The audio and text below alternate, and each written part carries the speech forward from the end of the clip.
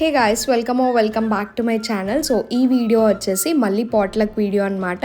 So last time ఏదైతే video post చేశానో దానికి చాలా మంచి రెస్పాన్స్ వచ్చింది. అండ్ ఈసారి ఏంటంటే అదే టీంతో మళ్ళీ పాట్లక్, బట్ లాస్ట్ టైం ఏంటంటే మేము బయట నుంచి ఆర్డర్ చేసుకొని తిన్నాం కదా, కానీ ఈసారి టీమ్ లంచ్ అయితే మేము ఇంట్లోనే ఒక్కొక్క ఐటెం ప్రిపేర్ చేసుకొని తెచ్చాము.